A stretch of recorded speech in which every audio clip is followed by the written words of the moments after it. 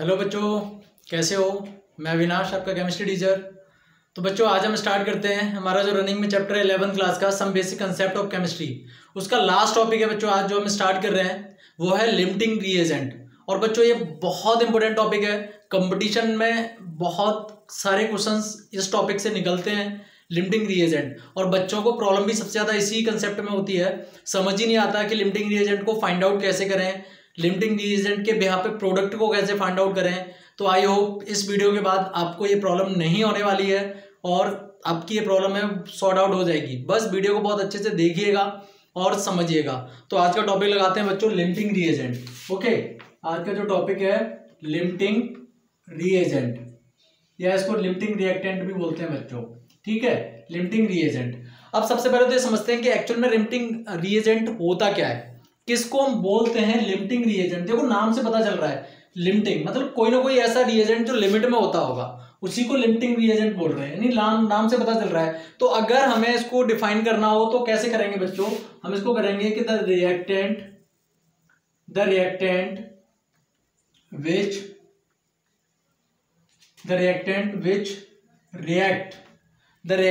React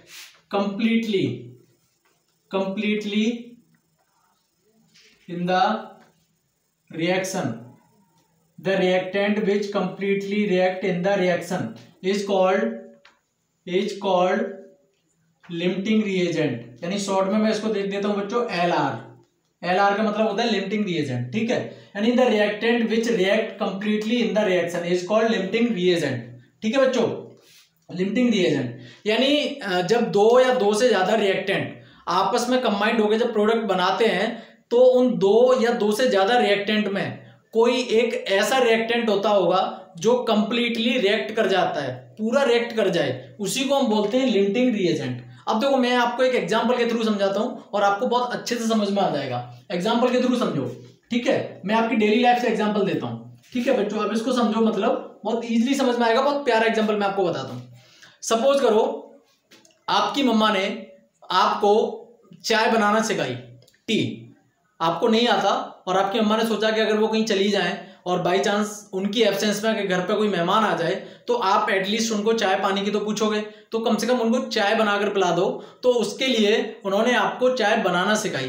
तो उन्होंने क्या बताया आपको, उन्होंने बताया कि 1 कप मिल्क यानी 1 कप दूध लिया प्लस 1 स्पून समझ लो, या मतलब समझ लो 50 ग्राम शुगर। यानी 1 कप मिल्क और 50 ग्राम शुगर आपने लिया तो आपकी 1 पर्सन की चाय तैयार हो गई, 1 कप टी। ठीक है, यहां पे देख सकते हैं 1 कप, 1 कप चाय तैयार हो जाएगी। ये रेसिपी बताई किसने, आपकी मम्मा ने आपको बताई कि अगर आप 1 कप मिल्क और 50 ग्राम शुगर अगर आप लोगे तो आपको 1 कप चाय बनके तैयार हो जाएगी। क्लियर बच्चों। अब देखो, अब आपने क्या किया कि आपको रेसिपी तो समझ में आ गई कि 1 कप दूध लेना है, 50 ग्राम चीनी लेनी है, 1 कप चाय बनके तैयार हो जाएगी। लेकिन अब आप अपने अंदर मतलब अपने घर में आप किचन में गए और आपने देखा कि आपके पास क्या अवेलेबल है। तो आपने देखा कि आपके पास 1 कप तो मिल्क है। अब आपको चाय बनानी है तो 1 कप तो मिल्क है, लेकिन शुगर है आपके पास 100 ग्राम। क्लियर बच्चों, यानी 1 कप मिल्क है और शुगर कितनी है, 100 ग्राम। जबकि मम्मा ने आपको रेसिपी क्या बताई कि 1 कप मिल्क 50 ग्राम शुगर, ये इतनी आप रखोगे तो आपकी 1 कप चाय बनके तैयार हो जाएगी। अब देखो, यहाँ पे मिल्क और शुगर ये दोनों क्या है बच्चों, एज ए रिएक्टेंट, और जो चाय है ये क्या है आपकी एक प्रोडक्ट है। क्लियर बच्चों। तो डेफिनेशन भी क्या कह रही है कि the reactant which react completely in the reaction is called limiting reagent. तो 1 कप मिल्क और 50 ग्राम शुगर, ये तो क्या हो गया आपके रिएक्टेंट। अब ये बना क्या रहे हैं, 1 कप चाय बना रहे हैं बच्चों। तो देखो, अब लेकिन आपने देखा क्या, आपके पास अवेलेबल क्या है। आपने देखा कि 1 कप तो मिल्क है और 100 ग्राम चीनी है, 100 ग्राम क्या है आपके पास, शुगर। क्लियर। अब 1 कप मिल्क 100 ग्राम शुगर। तो अब देखो, अब क्या यहाँ पे कितने कप चाय बन सकती है, इसको देखो बच्चों। चीनी तो 50 ग्राम चाहिए बट आपके पास 100 ग्राम है, लेकिन दूध कितना चाहिए, 1 कप, और आपके पास है कितना, 1 कप ही तो है बच्चों। तो देखो यहाँ पे क्या होगा, जब चाय यहाँ पे कितनी बनेगी आपकी, चाय यहाँ पे 1 कप ही बनेगी, 1 कप टी। लेकिन होगा क्या कि दूध तो यहाँ पे खत्म हो जाएगा, 0 हो जाएगा, लेकिन 50 ग्राम शुगर आपकी बच जाएगी। समझो इस चीज को, 50 ग्राम शुगर यहाँ पे क्या होगी, बचेगी, लेकिन चाय तो आपकी 1 कप बन गई ना। समझो इस चीज को, 1 कप मिल्क है तो 1 कप मिल्क के हिसाब से आप कितनी चीनी डालोगे इसमें, 50 ग्राम ही तो यूज करोगे। अब ये तो है नहीं है कि अगर आपके पास अवेलेबल यहाँ पे 2 किलो होती तो आप 2 किलो डाल देते 1 कप दूध में, ऐसा तो नहीं होता ना। ये कितना भी अवेलेबल है उससे फर्क नहीं पड़ता, लेकिन आप चाय तो इसके हिसाब से बनाओगे। अगर सपोज करो यहाँ पे आपके पास 5 मिल्क दूध होता तो आप 100 ग्राम चीनी से कितनी कप चाय बना सकते थे, 2 कप बना सकते थे। 3 कप मिल्क आप दूध को रख लेते। अब ये नहीं है कि 5 मिल्क था तो आप 5 मिल्क 100 ग्राम चीनी से 5 मिल्क में बना देते, नहीं बना पाते ना बच्चों। तो यहाँ पे आपको मेन चीज रेसिपी याद रखनी है कि आपकी एक रेसिपी क्या है, आपको एक प्रोडक्ट चाहिए टी, और टी बनेगी 1 कप टी किससे बनेगी, 1 कप मिल्क और 50 ग्राम शुगर से बनेगी। लेकिन आपके पास 100 ग्राम शुगर है और 1 कप मिल्क है, तो मिल्क 1 कप है तो चीनी आप 50 ग्राम ही यूज करोगे ना, 50 ग्राम तो छोड़ दोगे। क्लियर बच्चों। तो देखो दूध तो आपका पूरा यूज हो गया यहाँ पे और 50 ग्राम शुगर आपकी बच गई। चाय तो आपकी 1 कप ही बनी ना बच्चों, 1 कप टी 1 कप चाय ही बनी। तो अब देखो यहाँ पे क्या हुआ, ये और ये दोनों क्या है, रिएक्टेंट, और ये क्या है आपका प्रोडक्ट। अब इन दोनों रिएक्टेंट में से ये देखो कौन सा रिएक्टेंट कंप्लीटली यूज हो गया बच्चों, पूरी तरह बिल्कुल यूज हो गया कंप्लीटली। तो दूध यूज हुआ ना, 1 कप मिल्क, कितना बचा यहाँ पे 0, पूरा 1 कप दूध बन गया, चाय बन गई, लेकिन चीनी आपकी 50 ग्राम बच गई यहाँ पे। तो देखो ये जो मिल्क आपका पूरा कंप्लीटली रिएक्ट कर गया, कंप्लीटली यूज हो गया, ये आपका क्या हो गया, ये तो हो गया बच्चों आपका लिमिटिंग रिएजेंट, यानी ये लिमिट में था, बिल्कुल लिमिट में था, तो ये क्या हो गया लिमिटिंग रिएजेंट। और ये शुगर जो बची इसको हम क्या बोलेंगे, है तो ये भी रिएजेंट ही है ना, बट इसको हम कौन सा रिएजेंट बोलेंगे बच्चों, इसको हम बोलेंगे एक्सेस रिएजेंट। इसको कौन सा बोलेंगे, एक्सेस रिएजेंट। क्लियर। तो जो अब डेफिनेशन देखो क्या कह रही है, the reactant which react completely in the reaction is called limiting reagent, यानी एक ऐसा रिएक्टेंट जो रिएक्शन में कंप्लीटली रिएक्ट कर जाए उसी को हम बोलते हैं लिमिटिंग रिएजेंट। तो यहाँ पे कंप्लीटली रिएक्ट कौन कर रहा है, मिल्क कर रहा है ना बच्चों, तो ये मिल्क आपका क्या हुआ, लिमिटिंग रिएजेंट हुआ। और ये शुगर आपकी जो 50 ग्राम बच रही है ये कैसी रिएजेंट हो गई, एक्सेस रिएजेंट हो गई। एक्सेस मतलब ज्यादा अमाउंट में। तो इस इस एग्जांपल से आप यहाँ पे 3 पॉइंट कैलकुलेट कर सकते हो। पहली चीज देखो, पहला point limiting reagent. Limiting reagent कब और कैसे होगा, तो लिमिटिंग रिएजेंट तभी होगा जब 2 और मोर देन 2 रिएक्टेंट होंगे, तभी आप लिमिटिंग रिएजेंट निकाल पाओगे। 2 और मोर देन 2 इसका मतलब क्या है कि देखो अब एक ही लिमिटिंग रिएजेंट है, यानी एक रिएक्टेंट है और उससे आप प्रोडक्ट बना रहे हो, तो कभी भी लिमिटिंग रिएजेंट नहीं मिलेगा, वहां पे लिमिटिंग रिएजेंट नहीं होता, क्योंकि वो तो प्रोडक्ट ही एक है, रिएक्टेंट ही एक है, तो लिमिटिंग रिएजेंट का तो कोई मतलब नहीं होगा, जो होगा वही होगा। तो लिमिटिंग रिएजेंट जो होता है वो हमेशा 2 या 2 से ज्यादा रिएक्टेंट के बीच में होता है, ये बात ध्यान रखना, पहला पॉइंट। अब देखो 1 और 1 2, यहाँ पे रिएक्टेंट कितने 2, तो 1 कैसा हो गया आपका लिमिटिंग रिएजेंट हो गया, या 3 भी हो सकते हैं 4 भी हो सकते हैं।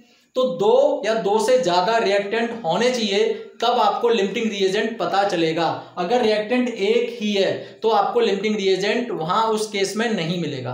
क्लियर बच्चों। दूसरा पॉइंट कि जो लिमिटिंग रिएजेंट होता है LR, ये बहुत इंपॉर्टेंट पॉइंट है।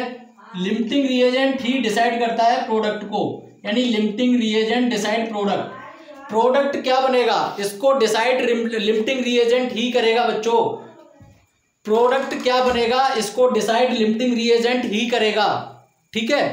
और देखो यहाँ पे देखो चाय कितने कप बनेगी, ये किस पे डिपेंड करेगा, ये शुगर पे डिपेंड नहीं कर रहा बच्चों, ये मिल्क पे डिपेंड कर रहा है। यानी 1 कप मिल्क है तो चाय भी 1 कप बनेगी, अगर 2 कप मिल्क होता तो चाय भी कितना बनती, 2 कप बनती। तो लिमिटिंग रिएजेंट कौन है, मिल्क, तो मिल्क ही डिसाइड कर रहा है ना प्रोडक्ट कितना बनेगा। तो इसका मतलब दूसरा पॉइंट क्या हो गया कि लिमिटिंग रिएजेंट डिसाइडेड प्रोडक्ट, ठीक है। और तीसरा पॉइंट इसकी डेफिनेशन हो जाएगी जो मैं पहले लिखा रखी है मैंने, कि the reactant which react completely in the reaction is called limiting reagent, यानी एक ऐसा रिएजेंट जो रिएक्शन के अंदर कंप्लीटली रिएक्ट कर जाए उसी को हम बोलते हैं लिमिटिंग रिएजेंट। क्लियर बच्चों। तो ये आपका लिमिटिंग रिएजेंट कंप्लीट हो गया। अब मैं एक प्रॉब्लम सॉल्व करके बताता हूं, तो आप कंपटीशन का क्वेश्चन में उठाता हूं जो कि कंपटीशन में पूछा गया है, तो किस तरह से हम सॉल्व करते हैं लिमिटिंग रिएजेंट की प्रॉब्लम, वो मैं एक न्यूमेरिकल आपको करके बताता हूं, तब तक आप इसका स्क्रीनशॉट ले लीजिए।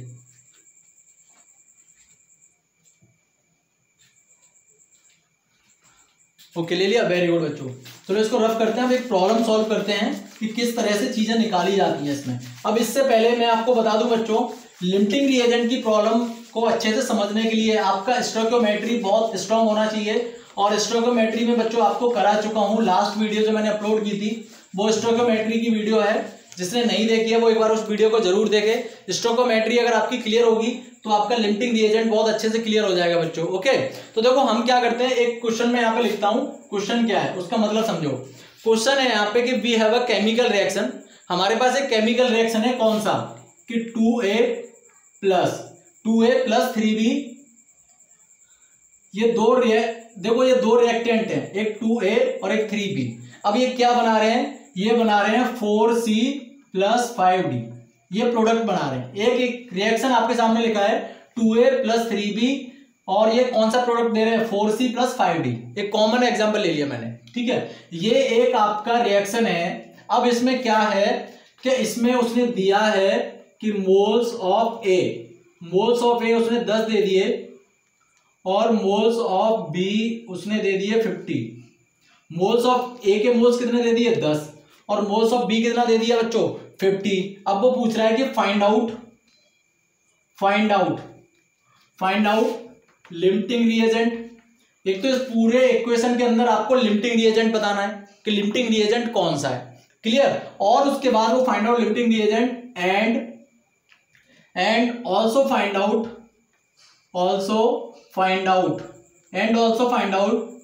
Moles of C and D। ये क्वेश्चन है बच्चों। यानी एक केमिकल रिएक्शन दे दिया 2A plus 3B 4C plus 5D, यानी 2A और 3B। ये देखो ये तो स्टोइकियोमेट्री कोएफिशिएंट है, क्लियर बच्चों। मैं लास्ट वीडियो में आपको बता चुका हूं कि ये जो 3, 2, 4, 5 ये सब क्या है, ये स्टोइकियोमेट्री कोएफिशिएंट है, क्लियर। तो ये A प्लस B जब रिएक्ट कर रहे हैं तो C प्लस D प्रोडक्ट बन रहा है। अब उसमें से A के जो मोल्स हैं 10 और B के मोल्स हैं 50, यानी इसका मतलब क्या हुआ कि 10 moles of A plus 50 moles of B react each other to give 4C plus 5D। तो अब वो कह रहा है कि इन दोनों में लिमिटिंग रिएजेंट कौन सा है, प्लस इस C के मोल्स कितने हैं और D के मोल्स कितने हैं। अगर 10 मोल्स A के और 50 मोल्स B के रिएक्ट करेंगे तो कितने मोल्स हमें C मिलेगा और कितने मोल्स हमें D मिलेगा, ये क्वेश्चन है बच्चों। तो देखो यहाँ पे मैं स्टेप बाय स्टेप आपको बताता हूं कि कैसे सॉल्व करे जाते हैं प्रॉब्लम। ये प्रॉब्लम है हमारी, ठीक है। तो देखो सबसे पहली चीज, सबसे पहला स्टेप, यानी इसको हम बोल सकते हैं स्टेप नंबर 1, ठीक है। स्टेप नंबर 1 क्या कहता है, सबसे पहले तो आपको ये कैलकुलेट करना है कि find out it is LR problem और नॉट। देखो सबसे पहले कंपटीशन में यही चीज होती है, कंफ्यूज करने के लिए आपको बोल दिया जाता है कि LR बताओ, बल्कि वो LR की प्रॉब्लम होती नहीं है। अभी तो देखो बच्चों मैं यहाँ पे आपको लिमिटिंग रिएजेंट पढ़ा रहा हूँ, इसलिए आपको अच्छे से पता है कि ये प्रॉब्लम है तो लिमिटिंग रिएजेंट की प्रॉब्लम होगी, मतलब LR की प्रॉब्लम होगी। अगर मैं ये नहीं पढ़ा रहा होता, रैंडमली मैं आपको ये क्वेश्चन उठा के दे देता कि इसमें LR बताओ, तो आप कंफ्यूज हो जाते। तो सबसे पहले तो आपको ये फाइंड आउट करना है कि इसमें जो पूछ रहा है वो LR की प्रॉब्लम है भी या नहीं है, सबसे पहला क्वेश्चन। तो पहला स्टेप हमारा क्या है कि find out it is LR problem और नॉट, ये है या नहीं है। अब ये हम कैसे पता करेंगे, कोई भी केमिकल रिएक्शन कहीं लिखा है तो हम कैसे कैलकुलेट करेंगे कि ये LR की प्रॉब्लम है या नहीं है। तो उसके लिए देखो बच्चों आपको क्या करना है, एक चीज आपको याद रखनी है, stoichiometric coefficient A upon stoichiometric coefficient B equal moles of A upon moles of B। अगर stoichiometric coefficient A ratio stoichiometric coefficient B moles of A ratio moles of B, यानी स्टोइकियोमेट्रिक कोएफिशिएंट A और मतलब stoichiometric coefficient A और B का ratio equal moles of A और B का ratio अगर equal आ रहा है, बराबर आ रहा है, इसका मतलब कि it is not LR problem, it is not LR problem. अगर ये रेशियो बराबर आ रहा है तो LR की प्रॉब्लम नहीं होगी। लेकिन बच्चों stoichiometric coefficient A upon stoichiometric coefficient B not equal moles of A upon moles of B, अगर ये आ रहा है तो ये इट इज LR प्रॉब्लम, तो ये LR प्रॉब्लम होगी बच्चों। अब देखो इसको चेक कर लेते हैं, स्टोइकियोमेट्रिक कोएफिशिएंट A कितना है, देखो बच्चों 2A, तो मतलब कितना है 2 अपॉन स्टोइकोमेट्रिक कोएफिशिएंट बी कितना है 3, तो 2/3 clear equal moles of n A कितना है, एन ए के मोल्स कितने गिवन है बच्चों 10, तो 10 करेंगे अपॉन मोल्स ऑफ बी कितना है बच्चों 50, तो इसको जब सिंपलेस्ट रेशियो बनाएंगे तो कितना आ जाएगा 10 5, तो 1:5। अब देखो यहाँ पे ओवरऑल क्या निकल के आया, ओवरऑल निकल के आया यहाँ पर 2:3 इक्वल 1:5। क्या ये दोनों रेशियो एक दूसरे के इक्वल हैं? देखो ये कितना है 2/3 और ये कितना है 1/5, तो स्टोइकोमेट्रिक कोएफिशिएंट का रेशियो प्लस मोल्स का रेशियो इक्वल है, नहीं है, यानी नॉट इक्वल। इसका मतलब ये क्या हो गई बच्चों, इट इज एलआर प्रॉब्लम, ये लिमिटिंग रिएजेंट की प्रॉब्लम है। ये सबसे इंपॉर्टेंट पॉइंट है। ये हम कैसे, सबसे पहले तो हमें यही पता करना है कि ये एलआर की प्रॉब्लम है भी या नहीं है। तो हमने देखो पहले स्टेप में find out it is LR problem और नॉट, ये एलआर की प्रॉब्लम है या नहीं है ये हमने फाइंड आउट कर लिया। इसका फॉर्मूला क्या होता है, देखो स्टोइकोमेट्री मैंने शॉर्ट में लिख दिया एससी, यानी स्टोइकोमेट्रिक कोएफिशिएंट, यानी stoichiometric coefficient A stoichiometric coefficient B का ratio equal moles of A and moles of B का रेशियो अगर बराबर आ रहा है तो एलआर की प्रॉब्लम नहीं होगी। लेकिन अगर stoichiometric coefficient A stoichiometric coefficient B का रेशियो मोल्स ऑफ ए का ratio and moles of B के रेशियो के बराबर नहीं आ रहा है तो वो एलआर की प्रॉब्लम होगी। और ये इस केस में क्या हो रहा है कि 2/3 और 1/5 आ रहा है। ये तो किसका रेशियो हो गया, स्टोइकोमेट्री का रेशियो हो गया, और ये किसका रेशियो हो गया, मोल्स का। मतलब ये दोनों एक दूसरे के इक्वल नहीं है, इसका मतलब ये एलआर की प्रॉब्लम है। क्लियर बच्चों, तो देखो पहला स्टेप क्लियर हो गया। अब देखो दूसरे स्टेप में बात करते हैं जिसको हम बोलते हैं स्टेप नंबर 2, कि स्टेप नंबर 2 क्या कहता है। स्टेप नंबर 2 में हम करेंगे फाइंड आउट एलआर। अब हम इसमें से फाइंड आउट करेंगे कि जो दो रिएक्टेंट है आपके पास 2A + 3B, इन दोनों में से एलआर कौन है, ये फाइंड आउट करने का मतलब समझो। तो इसको फाइंड आउट कैसे करते हैं, इसको फाइंड आउट करने का फॉर्मूला होता है moles upon stoichiometric coefficient ratio, the ratio of moles and stoichiometric coefficient, उन दोनों का रेशियो। अब देखो यहाँ पे क्या करोगे, स्टोइकोमेट्री मतलब moles of A upon stoichiometric coefficient A, ठीक है, और दूसरा क्या करोगे moles of B upon stoichiometric coefficient B, इन दोनों का रेशियो हो गया। इसमें जो लोएस्ट रेशियो होगा, लोएस्ट रेशियो क्या होगा बच्चों, लोएस्ट रेशियो वही क्या होगा एलआर। दूसरा स्टेप समझना तरीके से मैं क्या समझाने की कोशिश कर रहा हूं यहाँ पे। स्टेप नंबर 2 क्या कह रहा है कि फाइंड आउट एलआर। अब हमें एलआर पता करना है, यानी हमारा लिमिटिंग रिएजेंट कौन होगा 2A + 3B में से, ये फाइंड आउट करना है। तो देखो moles of A upon stoichiometric coefficient A, अब moles of A 10, stoichiometric coefficient कितना है 2, तो इसका ratio plus moles of B upon stoichiometric coefficient B का रेशियो, इन दोनों के रेशियो में से जो छोटा रेशियो होगा वही आपका क्या होगा बच्चों एलआर होगा, वही लिमिटिंग रिएजेंट होगा। तो अब चेक कर लेते हैं हम। अब देखो मोल्स ऑफ ए कितने गिवन है बच्चों 10 अपॉन स्टोइकोमेट्रिक कोएफिशिएंट कितना है ए का 2।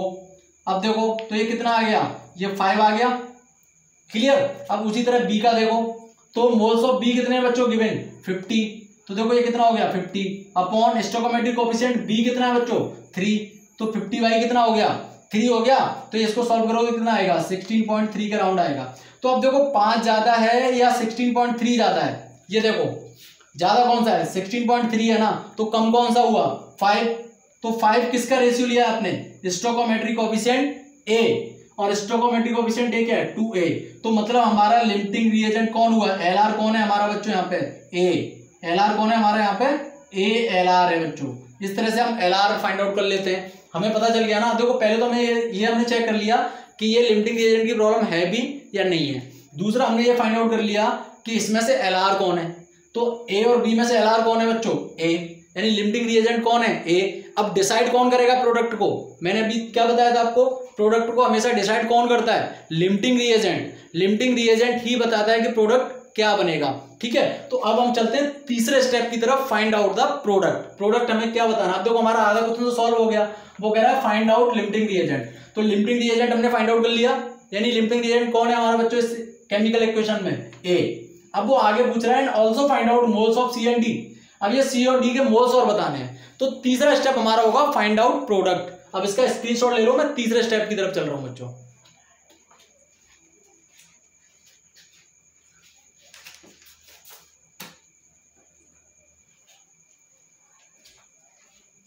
Okay, very good.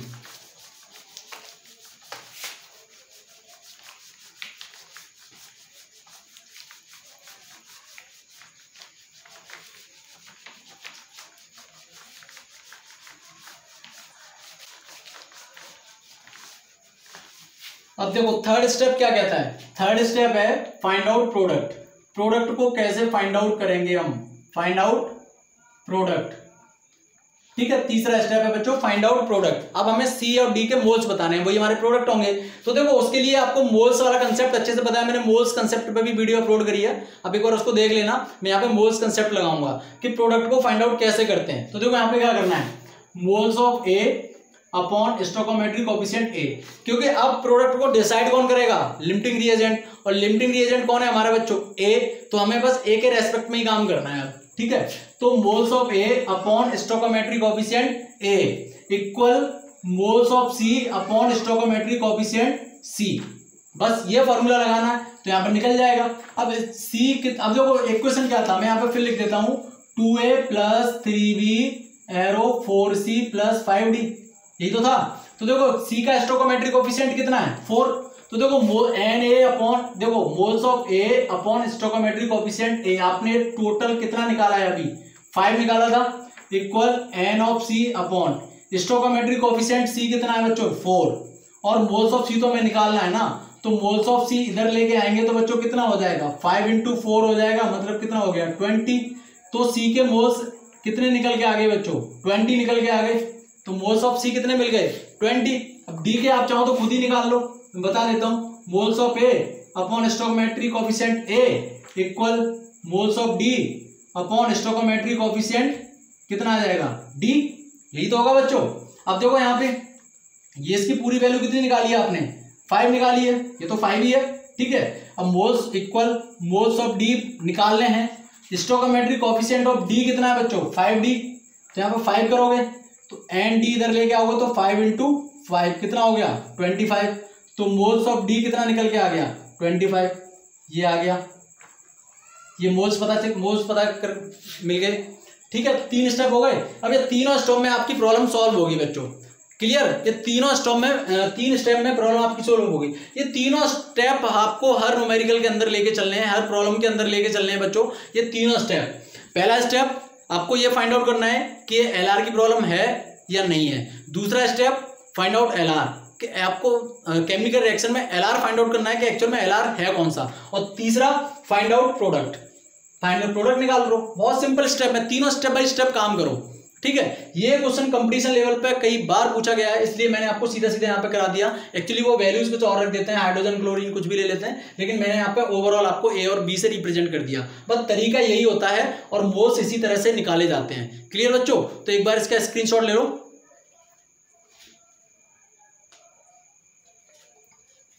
ओके बच्चों, तो ये आपका लिमिटिंग रिएजेंट टॉपिक पूरा कंप्लीट हो गया और इसी के साथ आपका चैप्टर पूरा फिनिश हो गया। ओके बच्चों, तो अब हम स्टार्ट करेंगे अगला हमारा जो नेक्स्ट चैप्टर है, second chapter atomic structure. Clear. अगर इस पूरे कंप्लीट चैप्टर के अंदर अगर किसी भी बच्चे को कहीं कोई डाउट हो तो वो मुझे कमेंट कर सकता है, आई होप मैं उसको आंसर करूंगा।